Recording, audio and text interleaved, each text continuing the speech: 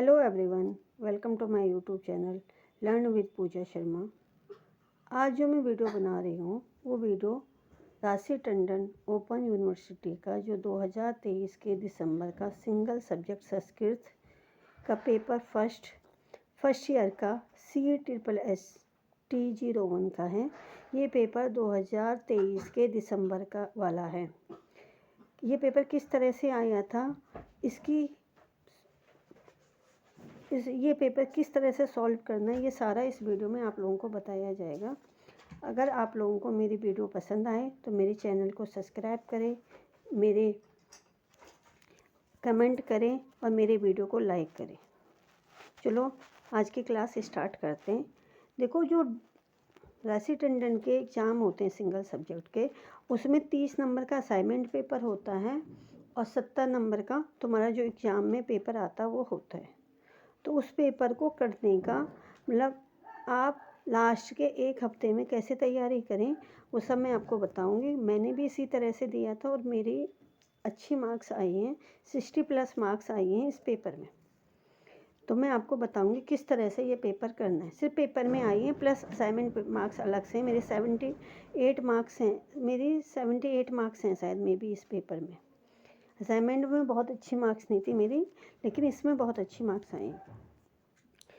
देखो, इसमें 2 खंड में पेपर आता है। पहला खंड आ में लघु उत्तरीय प्रश्न होते हैं, खंड ब में दीर्घ उत्तरीय प्रश्न होते हैं।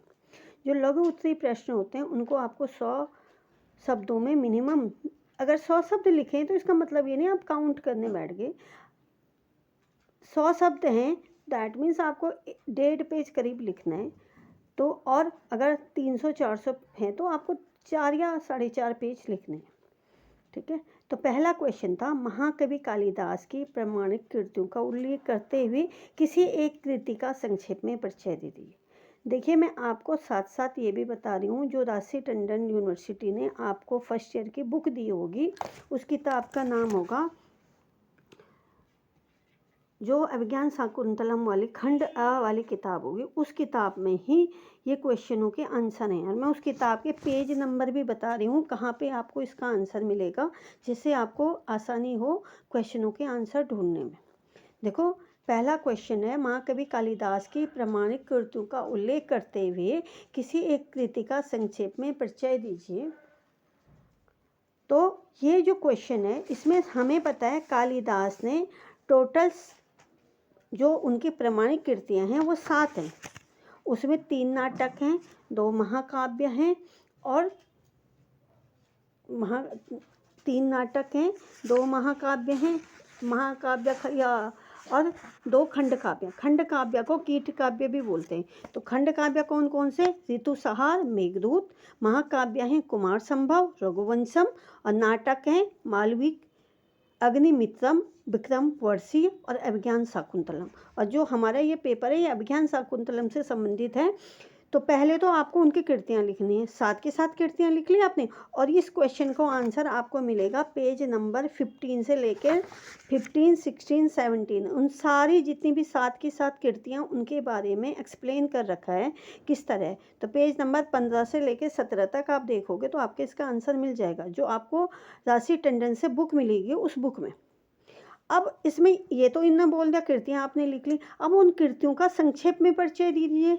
तो संक्षेप में मैं आपको सजेस्ट करूँगी, क्योंकि हमारा जो बुक का नाम ही अभिज्ञान शाकुंतलम है, तो आप उसके बारे में बताइए। तो आपको क्या बताना है? सबसे पहले कालिदास की नाट्य कला की, भाई उनका एक नाटक था अभिज्ञान शाकुंतलम, जो शकुंतला और दुष्यंत, राजा दुष्यंत और जो शकुंतला थी उनके उन पे था ये नाटक, उसके बारे में लिख लो। और ये आपकी बुक में है। इसमें कितने खंड, कितने अंग हैं, सब सारे अंग हैं उनके बारे में है। 1-2 आपको श्लोक याद हैं तो वो लिख लो, नहीं होंगे तो ये हमारे जो पेपर है इसी में श्लोक आ गए हैं अभिज्ञान शाकुंतलम, उसी में से देखो, ये से ही स्मार्टनेस बोलते हैं। आप यहीं से उठा के 1-2 श्लोक लिख लो, जिससे एग्जामिनर के दिमाग में आपके लिए एक अच्छा कि उन्हें लगेगा हाँ यार बच्चे को अच्छी नॉलेज है। पहला क्वेश्चन आ गया। अगर आपको ये क्वेश्चन नहीं आता तो क्वेश्चन आप इसकी जगह दूसरा भी कर सकते थे, विक्रमादित्य की उपाधि पे प्रकाश डाल दीजिए। अब ये विक्रमादित्य की उपाधि पे प्रकाश डाल दीजिए, इसका जो क्वेश्चन का आंसर है वो आपको पेज नंबर 13 पे मिलेगा आपकी बुक में। आप देख लेना। ये क्यों बोला क्योंकि जो कालिदास जी थे वो राजा विक्रमादित्य के यहाँ, मतलब जो राजा विक्रमादित्य थे उनके यहाँ पे कवि थे, तो उनके संबंधित ये बात थी। तो आपको विक्रमादित्य की उपाधि, विक्रमादित्य की जो संवत है, उस सब के बारे में आपको वहाँ पे मिल जाएगा। कब इसका प्रवर्तन हो गया, हिंदू धर्म के हिसाब से क्या है, ईसा पूर्व जो प्रथम शताब्दी थी, राजा महेंद्र द्वितीय के पुत्र थे उनका, ये सारा चीज़ आपको वहाँ पे मिल जाएगी पेज नंबर 13 पे। उसके बाद क्वेश्चन नंबर 2 है, अभिज्ञान शाकुंतलम के चतुर्थ अंग के प्रसिद्ध 4 श्लोकों में किन्हीं 2 को लिखे। देखो अभिज्ञान शाकुंतलम के वैसे तो इसमें 6 खंड हैं, 6 अंग हैं, लेकिन 7 अंग हैं, लेकिन आप हमारी जो बुक है उसमें 4 ही अंगों तक दिया गया है, तो 4 अंग में 4 ही श्लोक हैं। आप उन 4 श्लोकों में से कोई 2 श्लोक याद कर लो अगर, और एक श्लोक तो इसी पेपर में आया हुआ था, अगर मैं आपको दिखाऊं तो ये वाला श्लोक उसी से आया हुआ है। क्वेश्चन नंबर, एक सेकंड, ये है, दुष्यंति नाहते तेजम दधानम भूतये भुआ। ये श्लोक जो खंड 4 है, अंग 4 है, उससे लिया गया है। अगर आपको ये क्वेश्चन नहीं आता तो आप दूसरा क्वेश्चन का, और अंग 4 के आप जो देखेंगे आपको वहाँ से मिल जाएगा। ये दूसरा है, अभिज्ञान शाकुंतलम का नाटक तत्व को प्रतिपादित कीजिए। तो अभिज्ञान शाकुंतलम का जो नाटक तत्व है वो आपको पेज नंबर 31 में आपको इस क्वेश्चन का आंसर मिल जाएगा। अब क्वेश्चन नंबर आया है, निम्नलिखित पद्य का हिंदी में संदर्भ सहित अनुवाद कीजिए। ये श्लोक है, ये पद्य है, ये अभिज्ञान शाकुंतलम से ही लिया गया है। और कौन से, ये खंड, ये आपको मिल जाएगा 134 पेज पे, ये द्वितीय अंग का है, तो 134 पेज पे आपको इसका अर्थ मिल जाएगा कि कहाँ पे है। तो 134 पे आप अगर इसका आंसर देखोगे तो आपको इसका आंसर मिल जाएगा। और इस क्वेश्चन का जो आंसर है, इस क्वेश्चन का आपको किस तरह से करना है, तो आपने सबसे पहले इसमें लिखना संदर्भ। संदर्भ में क्या लिखोगे कि प्रस्तुत पद्य हमारी पाठ्य पुस्तक अभिज्ञान शाकुंतलम के द्वितीय अंग से लिया गया है, जिसके कवि, जिसके रचयिता, जिसके महाकवि कालिदास हैं। ये इतना लिख लिया आपने। जैसे ही आपने ये लिख लिया उसके बाद आपको लिखना है अन्वय। सेकंड में आपको क्या लिखना है इसमें, अन्वय। अन्वय क्या है इसका, अन्वय लिखो आप इसका 139। अन्वय में आपने लिखा कि अन्वय क्या लिखना होता है, जो भी है संस्कृत में इसी को थोड़ा एक्सप्लेन कर दो। जैसे इसने लिखा सिन्नग्धम वीक्षम मन्यतो अपि नैने यत् प्रेरयन्तम तया यातम यच, तो आपने क्या लिखा, अन्यतो अपि नैने।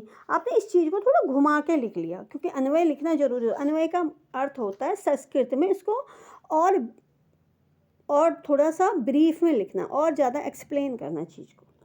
जैसे ही अन्वय लिख लिया आपने, अब इसका अनुवाद करना। अनुवाद क्या बोल रहा है, अनुवाद इसको आप पेज नंबर 139 पे देखना, आपको इसको वहाँ पे मिल जाएगा। इसमें लिख रहा है जो इसका अनुवाद है वो तब का है कि दूसरी ओर अपने नेत्रों को प्रेरित करती हुई उस शकुंतला के द्वारा मुझे प्रेम पूर्वक देखा गया। जो दुष्यंत हैं वो बोल रहे हैं किसके बारे में, जो महारानी शकुंतला हैं, वो कह रहे कि वो शकुंतला के बारे में ये माना जाता कि वो बहुत सुंदर थी, और वो धीरे धीरे गमन किया गया। मत जाओ, वो मुझे कह रही है कि तुम, हे मेरे प्रियतम, तुम मत जाओ। उसकी जो सखी प्रेमवदा है वो क्रोधपूर्वक कह रही है, अर्थात अपनी सखी प्रेमवदा को भी वो क्रोधपूर्वक कह रही कि वह सब कुछ निश्चय ही मुझे लक्ष्य करके, अर्थात मेरे लिए किया गया था। ओह, काम सकता, प्रेम सकता व्यक्ति सर्वत अपनी ही बात देखता है। तो ये उसकी व्याख्या है, आपको ये पेज नंबर 139 पे मिल जाएगा।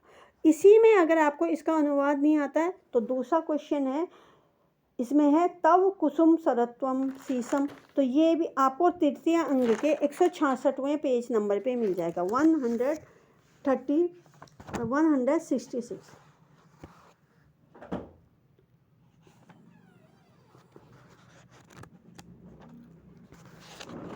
130।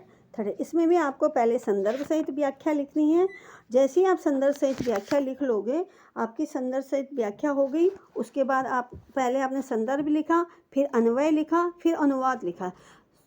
आपको मैं पिछले वाले श्लोक में बताना भूल गई, आपको लास्ट में विशेष भी लिखना है, व्याकरण विशेष। व्याकरण विशेष में कुछ नहीं लिखना, आपको ये लिखना है कि इस जो भी ये पद था, जो भी ये श्लोक था, इसमें कौन कौन से अलंकार थे, कौन कौन से एक दो शब्द उठा दिए, जैसे यही है तव कुसुम सरत्वम शीत रश्मि तव मिंदो। तो इसमें भी पहले आपने संदर्भ लिखा, फिर अन्वय लिखा, फिर अनुवाद लिखा। अनुवाद क्या है इसका? तुम्हारा पुष्प बाण वाला होना और चंद्रमा का शीतल किरण वाला होना, ये दोनों बातें मेरे जैसे काम पीड़ित के विषय में असत्य या विपरीत दिखाई देती हैं, क्योंकि चंद्रमा अपनी शीतल किरणों से अग्निबाण की वर्षा कर रहा है, उगल रहा, और तुम भी अपने पुष्प के बाणों को ब्रज की भांति कठोर कर रहे हैं। तो आप यहाँ पे ये देखोगे, यहाँ पे हम बोलेंगे विरोधाभास है, मतलब कोई जो चीज़ तुम्हें सुख देती है वो तुम्हें दुख दे रही है, इस तरह से राजा दुष्यंत कह रहे हैं। तो आपको इस तरह के शब्दों का ये कह रहे, कामदेव की पुष्प धन्वा, आपने कुछ शब्द ले लिए और विशेष में जैसे मालिनी छंद हो गया। अब सबसे ज़्यादा इसमें विरोधाभास अलंकार का यूज हो रहा है, आपने विशेष में ये लिख लिया। तो आपको 3 हेडिंग जरूर लिखनी है, पहले संदर्भ, दूसरा अन्वय, फिर लिखना है अनुवाद, और लास्ट में लिखना है व्याकरण विशेष। अगर नंबर आपको चाहिए अच्छी, क्योंकि 18 नंबर का क्वेश्चन होता है ये, तो आपको इस तरह के अच्छे से एक्सप्लेन करके लिखना है। ठीक है, आगे नेक्स्ट क्वेश्चन है। इसमें क्वेश्चन नंबर हमारा पहला हो गया, क्वेश्चन नंबर 2 हो गया हमारा, क्वेश्चन नंबर 3 हो गया। अब क्वेश्चन नंबर 4 है, ये कह रहा है इसका भी हिंदी में संदर्भ सहित अनुवाद कीजिए। ठीक है, अब जो ये वाला है क्वेश्चन क्या है इसमें, ये वाला आपका श्लोक है 190 पेज पे है ये भी, और ये है तुम्हारा जो अंग तीसरा है इसी का अभिज्ञान शाकुंतलम का 190 पेज नंबर पे, 190 पेज नंबर पे इसका आएगा। तो इसका भी पहले आप संदर्भ लिखो, संदर्भ वही लिखना, प्रस्तुत श्लोक हमारी पाठ्य पुस्तक अभिज्ञान शाकुंतलम के तृतीय अंग से लिया गया है। जैसे ही आपने ये लिख लिया तृतीय अंग से लिया गया, तो आपका क्या हो जाएगा आगे का क्वेश्चन, फिर आप लिखोगे अन्वय, आपने लिखा सायंते, इसी को थोड़ा ब्रीफ में लिख लिया, फिर आपने क्या लिख लिया, अनुवाद लिएगा। ये कह रहा है सायंकालीन के यज्ञ कर्म को प्रारंभ होने पर अमीयु से युक्त यज्ञ वेदी के चारों ओर व्याप्त मतलब फैली हुई सायंकालीन बादलों के समान लाल काली और भय को उत्पन्न करने वाले राक्षस मतलब जो कच्चे मांस का आहार करने वालों की छाया अनेक प्रकार से विविध रूप से विचरण कर रही हैं और इधर उधर चक्कर लगा रही हैं। तो आपने ये इसका अर्थ लिखा, फिर इसमें व्याकरण विशेष लिखा। व्याकरण विशेष में क्या लिख लिया, इसमें उपमा अलंकार है, इसमें ये है थोड़ा कुछ कठिन शब्द उठा दिए, जैसे मैंने उठा दिया सवन कर्मणे, तो इसका मतलब होता है यज्ञ कर्म के, या हुतांशवर्ती। हुतांशवर्ती का अर्थ क्या होता है, हुतांशवर्ती का अर्थ होता है अग्नि वाली। इस तरह के शब्द ले लिए और व्याकरण विशेष में लिख लिए। आई होप आपको समझ में आ रहा होगा। इस तरह आपने, या आपने दूसरा लिख लिया दुष्यंते नाहितम तेजम ददानम भूत्यम, ये मैंने आपको पहले भी बताया है, ये तुम्हारा आ रखा है 202 पेज नंबर पे है, और जो इसका अंग 4 है उसे लिया गया है। ये राजा दुष्यंत और जो शकुंतला है उसके बीच का एक संवाद है, उसके बारे में ये लिखा गया है।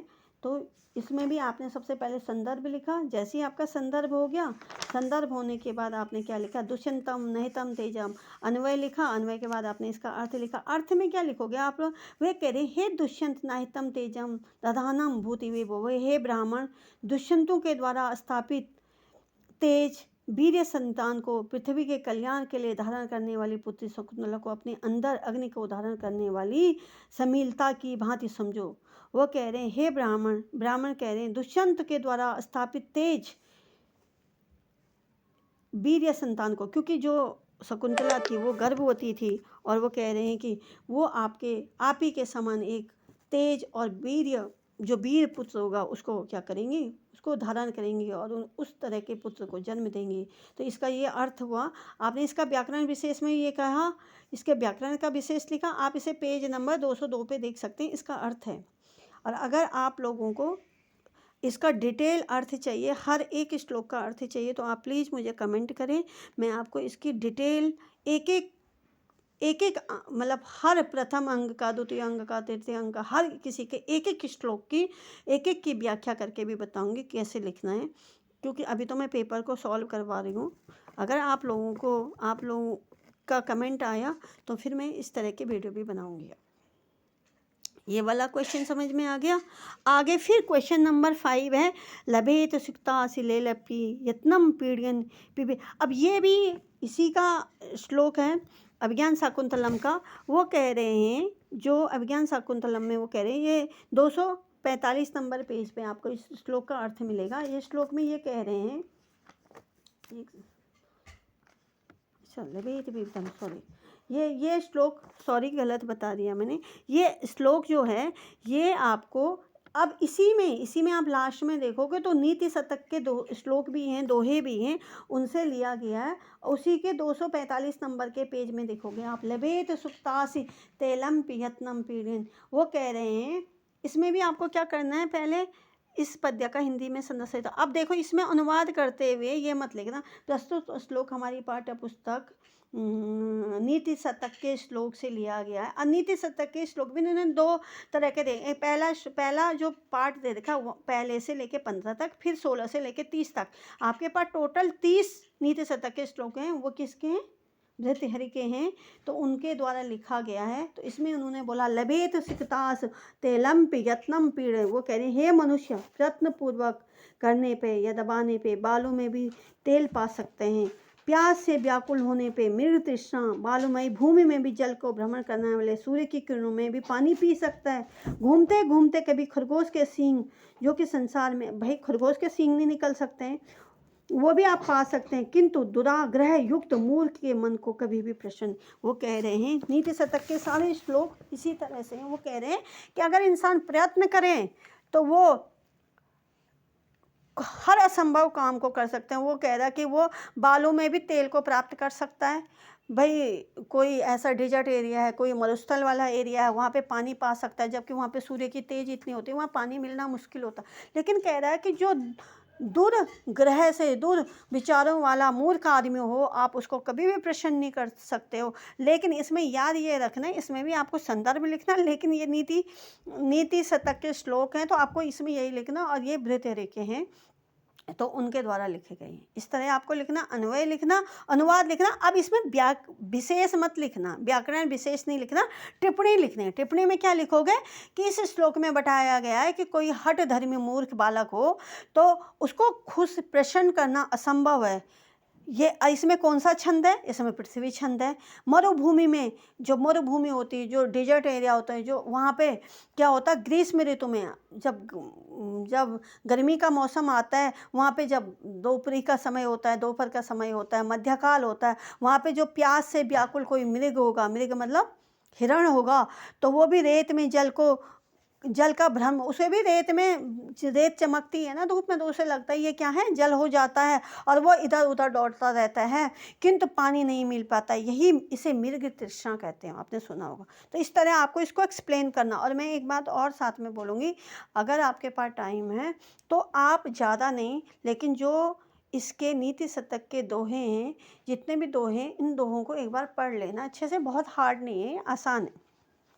इसी में दूसरा है जा जर्ण्यम धियो हरति। आपको अगर ये आ गया तो इसे करो, नहीं तो दूसरा क्वेश्चन भी है। दूसरा क्या था, जार्यम धियो हरति सिंचति वाच सत्यम मनोनति दिशति पापम करोति। तो ये वाला भी नीति शतक का ही श्लोक है। और ये भी, इसका भी सबसे पहले संदर्भ लिखना। जैसे ही आप संदर्भ लिख लोगे, संदर्भ लिखने के बाद अन्वय लिखना। अन्वय लिखने के बाद आपको इसका अनुवाद करना है। अनुवाद करने के लिए आपको क्या लिखना कि ये जो श्लोक है ये 16 से 30 के बीच वाले श्लोक, मैंने कहा है ना, नीति शतक के पहले श्लोक 1 से लेके 15 तक और दूसरा 16 से लेके 30 तक के। तो देखो आपने अन्वय लिखा, अन्वय में थोड़ा बहुत लिख लिया। उसके बाद वो कह रहा है सज्जनों की संगति या मनुष्य की बुद्धि की जड़ता या मंद। वो कह रहे हैं अगर तुम किसी सज्जन के संगत में रहते हो, संगत मतलब साथ में रहते हो, तो तुम्हारी जो बुद्धि की जड़ता है, मतलब तुम मंद बुद्धि को वो भी दूर करती है। वाणी सत्य का सिंचन तुम्हारी वाणी क्या हो जाती है, सत्य बोलना शुरू कर देती है, सम्मान की वृद्धि देती है और पाप को आप दूर कर देती है, मन को प्रसन्न कर देती है, दिशाओं में यश को फैलाती है। सत्संगति मनुष्य का कल्याण ही नहीं करती, अर्थात सत्संगति मनुष्य के पूर्व सभी कार्यों को भी क्या कर लेती है, संपन्न कर लेती है। फिर आपने ये लिखा, फिर इसके बाद टिप्पणी लिख ली छोटे कि इसमें कौन सा छंद है, तो वैसे इसमें बसंत तलिका छंद है, तो आपको इस तरह से इसका अनुवाद करना है, ठीक है। अब आया हमारा खंड पा, ये है तुम्हारे दीर्घ उत्तरीय प्रश्न, इनमें तुम्हें एक्सप्लेन करके ज़्यादा लिखना है। पहला क्वेश्चन है, कालिदास की स्थिति काल के विषय में दिए गए विभिन्न मतों की समीक्षा के लिए। अब ये इसका मतलब क्या हो भाई, देखो जितने भी हमारे संस्कृत के आचार्य हुए हैं, उन्होंने अपना भाई उनका जन्म कब हुआ, वो कहाँ के रहने वाले थे, उसके बारे में बहुत ज़्यादा बताया नहीं है, उनकी किताबों में वो मिलता नहीं है। तो हर कवि जितने भी पुराने आचार्य हैं वो अपने अपने मतों के अनुसार उनके बारे में बताते हैं, उसके बारे में बताया गया है। तो ऐसे ही कालिदास भी थे, उनने अपने बारे में बताया नहीं। कोई लोग कहते हैं कि वो उज्जैन के रहने वाले थे, कोई कहते हैं कि कश्मीर के ब्राह्मण थे। तो अब एक जगह उनके बारे में एक कहावत ये भी है कि वो उत्तराखंड में कोई काली मठ मंदिर है, तो वहाँ पे उन्हें माँ काली का साक्षात दर्शन हुए थे। तो कईयों का मानना ये भी है कि वो उत्तराखंड से संबंधित थे। लेकिन ये सारी की सारी मत हैं, सत्यता कहीं सिद्ध नहीं होती, पर ज़्यादातर विद्वानों का मानना ये है कि वो उज्जैन के रहने वाले थे। तो इसी के बारे में ये क्वेश्चन है, लेकिन आपको ये पेज नंबर 29 पेज पे मिल जाएगा। इसके बारे में आपको जो भी ये लिखना है इसके बारे में आपको पेज नंबर 29 में इसके बारे में डिटेल में मिल जाएगा कि वो कहाँ कहाँ के रहने वाले थे, उन्होंने कहाँ से ये आए, और यहाँ पे आपको इस क्वेश्चन का आंसर मिल जाएगा। अब आया अभिज्ञान शाकुंतलम के आधार पे दुष्यंत का चरित्र चित्रण कीजिए। तो अभिज्ञान शाकुंतलम के आधार पे दुष्यंत का जो चरित्र चित्रण है, अब देखो आपको पता है संस्कृत होती है, संस्कृत में 4 तरह के नायकों का वर्णन किया गया है कि धीरोदत्त है, इस तरह के नायक हैं। कौन सा नायक कैसा है उसके बारे में बताया गया है। तो आपको वो सब बताना है कि किस तरह के नायक हैं और कैसे ये हैं। विक्रमादित्य शताब्दी क्रमत ये है, तो आपको इनके बारे में बताना, और ये क्वेश्चन का आपको आंसर मिल जाएगा। उनका चरित्र पहले तो ये बता दो कि वो किस तरह के नायक हैं।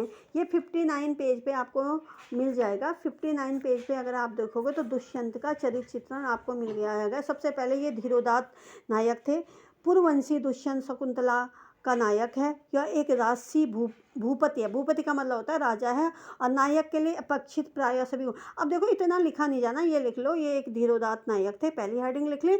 आकर्षक व्यक्तित्व एवं मैं ये सजेस्ट करूँगी पहले पेज पे जितने भी आपको उनके बारे में हेडिंग लिखनी है ना, रूपरेखा में वो सारी हेडिंगें लिख लो कि भाई वो दिखने में सौंदर्य से परिपूर्ण थे, और ऑब्वियसली वो एक महावीर और एक योद्धा थे। तीसरा मैं बोलूँगी वो एक आदर्श राजा थे, एक आदर्श पति भी थे, वो वात्सल्य प्रेमा भी थे, वो कला कोविद भी थे, वो विनयशील और मधुरभाषी भी थे, वो मृग व्यसना भी थी। भाई वो मृग व्यसना के लिए ही तो वो वहाँ वन में जा रहे थे, तो फिर जो शकुंतला से उनकी भेंट हो जाती है।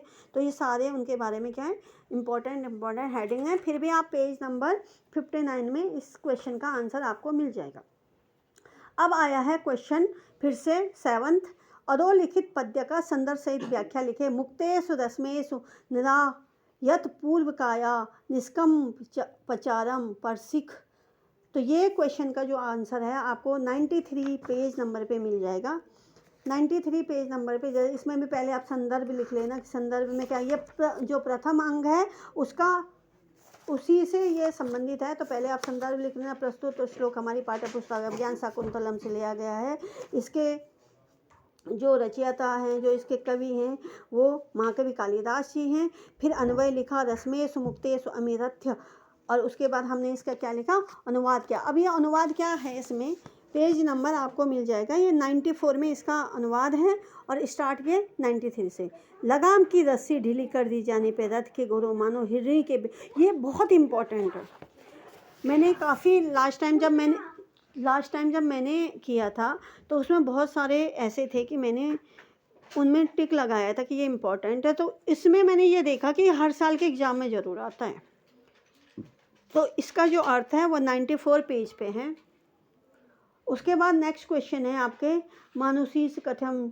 इसका जो दूसरा वाला है ये भी आपको पेज नंबर 118 पे मिल जाएगा। ये भी इसी का, ये पहला वाला जो है ये प्रथम अंग का और ये द्वितीय अंग का, ये आपको मिल जाएगा। उसके बाद है अभिज्ञान शाकुंतलम के द्वितीय अंग की कथा वस्तु। देखो सारे के सारे जितने के जितने अंग हैं, 6 के 6 अंगों की कथा वस्तु इन्होंने दे रखी है। आप पेज नंबर 20 से लेके शायद 24 25 तक सारे की हैं, लेकिन अगर मैं द्वितीय अंग की बात करूँगी तो वो पेज नंबर 20 से 21 के बीच में। मैं ज़्यादा डिटेल में इसलिए नहीं बताना चाह रही हूँ क्योंकि वीडियो बहुत लंबी हो रही है। इस तरह से ये क्वेश्चन भी हो गया आपका। महाकवि कालिदास के विषय में किए गए मूल कथा में प्रश्नों का विश्लेषण भी कीजिए। अब या तो फिर क्वेश्चन है महाकवि कालिदास द्वारा अभिज्ञान शाकुंतलम में किए गए मूल कथा के परिवर्तनों में विश्लेषण कीजिए। अब ये महाकवि जो कालिदास हैं उन्होंने जो मूल कथा है उसमें कुछ परिवर्तन किए जो भाई कालिदास, तो ये आपको पेज नंबर, ये भी आपको मिल जाएगा पेज नंबर 22 में है शायद, ये पेज नंबर है ये भी। अब ये मैंने ब्रीफ नहीं किया पर ये क्वेश्चन भी है आंसर में। और फिर है तुम्हारा मुहूर संलिंगम, ये पेज नंबर 188 में है। और ये ऐसा गमयंती, अच्छा इसमें ना सूक्तियाँ भी बहुत आती हैं, ये भी इसी की सूक्ति है, 219 पेज पे है, तृतीय अंग की सूक्ति है। और ये 188 पेज नंबर पे है, ये क्वेश्चन नंबर 9, ये 219 पे है। भृतृहरि का जीवन परिचय, भृतृहरि वही थे जिन्होंने नीति शतक के दोहे लिखे, तो भृतृहरि का जीवन परिचय आप देखोगे तो पेज नंबर 239 में आपको मिल जाएगा कि उन्होंने 3 ही तो तरह ग्रंथ लिखे थे, नीति शतक लिखे थे, नीति शतक के दोहे लिखे थे, उन्होंने 3 तरह की रचनाएं करी थी भृतृहरि ने। और हमारी जो पाठ्य पुस्तिका है उसमें उन्हीं के नीति शतक के सारे दोहे हैं, तो उनके बारे में, उनका जीवन परिचय के बारे में लिख लो थोड़ा बहुत, कि जितना भी आपको आ रहा है उतना लिख लो उसमें।